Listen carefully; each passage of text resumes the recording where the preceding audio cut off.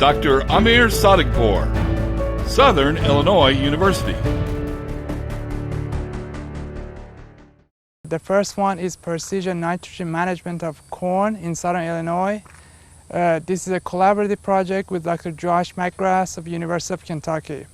The reason we are doing this project is that nitrogen management seems very easy, but it actually is quite complex.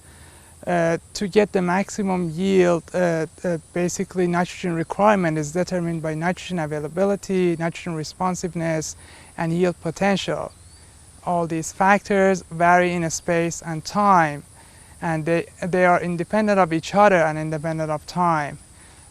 Climate, soil type, and management practices vary in space and time and can influence nitrogen responsiveness, nitrogen availability, and yield potential.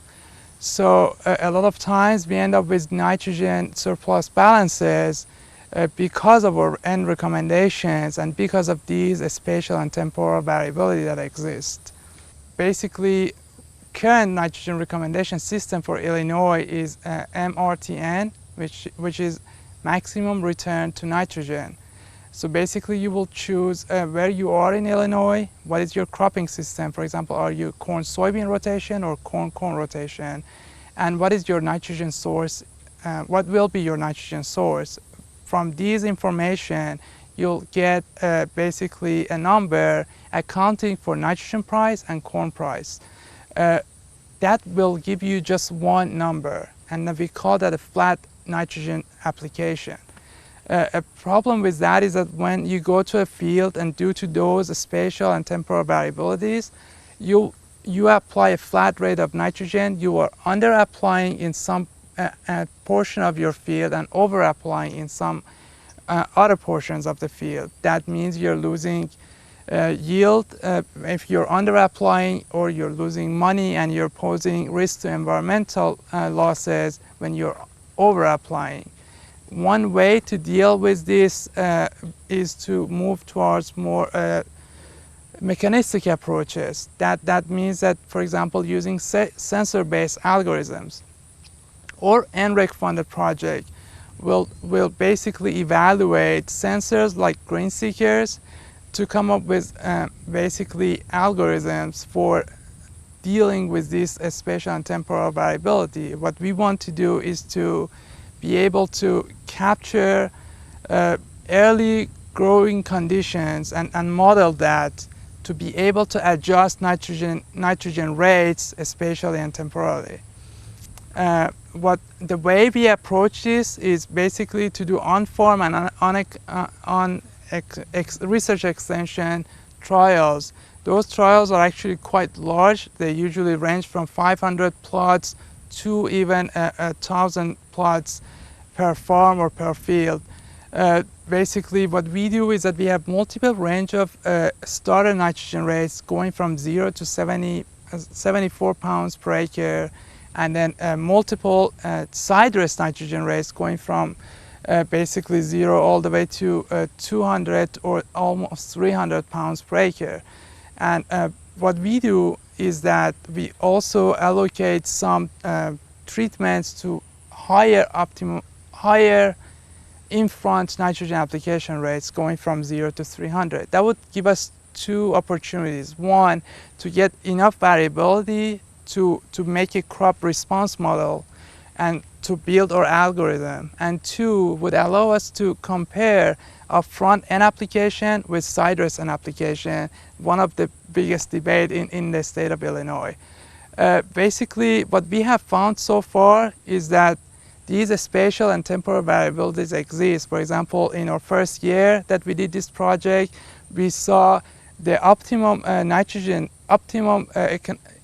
economic yield range from 112 bushel per acre to 342 bushel per acre, and optimum economic nitrogen rate was 99 all the way to 322 pounds of nitrogen per acre. So in a lot of cases, for example, in one of our research trials in Belleville, we saw that you can get almost zero end balances, which is a good number, meaning you're not losing much, but you're getting 160, 70 bushels of corn per acre to even plus 200 pounds of per acre to get the same yield. And that's what we are shooting for, try to account for that and make sure we're more precise with our nitrogen management.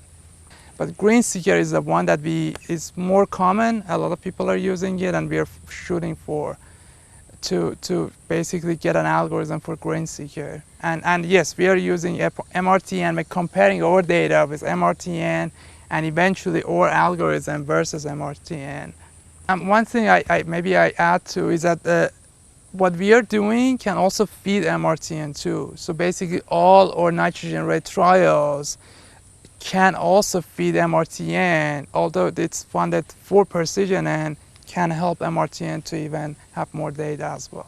Basically, our new NREC funded project is looking at advances in cover cropping. Basically, one is inner seeding cover crops and the other one is precision planting. Inner seeding allows us to be timely in planting cover crops, especially for legumes that are less winter hardy, and when we plant them late, they might basically die or they underperform the way we want. We don't get the benefit we really want from them, and that would impact our investment on cover crops to get the benefit. The precision planting, the idea behind it, actually we are standing in front of a cornfield, and that's one of our precision basically planting of rye is in this field. The idea is that a lot of times when you plant corn, you are going to plant rows of corn on rows of rye. And you get these lower establishments of corn or intersecting zone between the corn and rye that might sometimes cause an immobilization and also result in lower corn yields. So idea was, if we skip that corn row, can we eliminate such basically intersecting zone and reduce that N immobilization and improve the establishment of corn?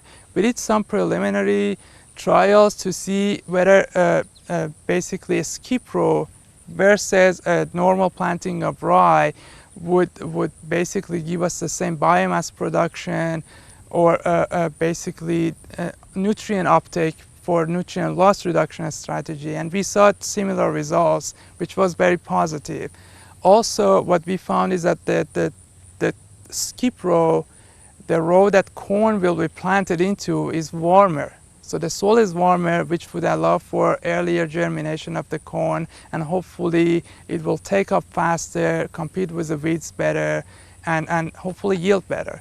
In our initial year, which was last year, we saw actually no yield difference between no cover crop or skipping the corn row with rye as the cover crop, which was also very encouraging.